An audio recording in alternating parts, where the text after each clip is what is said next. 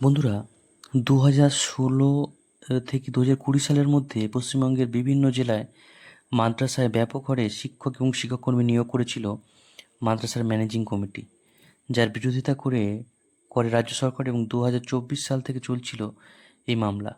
40 বার শুনানি হয়েছে এবং গত 21শে মে রায় রিজার্ভ রেখেছিল আদালত।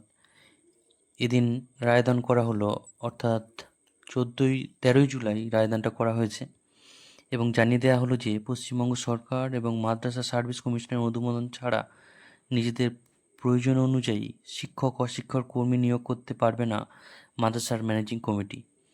রায়ে বলা হলো, কমিটির নিয়োগ করা কর্মীদের চাকরি বাতিল হওয়ায় সেই পদ খালি হয়ে গেল।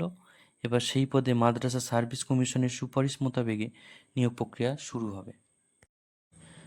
পশ্চিমবঙ্গের মাদ্রাসার 361 জন শিক্ষক এবং অশিক্ষক কর্মচারীর চাকরি বাতিল করে দেওয়া হয়েছে সুপ্রিম কোর্টের এই রায়ে, এবং তাদের বকেয়া বেতন সহ অন্যান্য আর্থিক সুবিধাও আর দেওয়া হবে না বলে জানিয়ে দিল শীর্ষ আদালত। মাদ্রাসার ম্যানেজিং কমিটির বাছাই করা শিক্ষক এবং অশিক্ষক কর্মচারীদের নিয়োগকে মান্যতা না দিয়েই বিচারপতি দীপঙ্কর দত্ত এবং বিচারপতি অগাস্টিন জর্জ মাসিও তাদের 52 পাতার রায় দিলেন,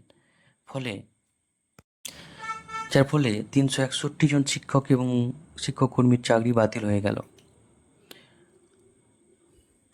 বন্ধুরা, এই ছিল ভিডিও প্রতিবেদন। সবাই ভালো থাকবেন, সুস্থ থাকবেন। ধন্যবাদ।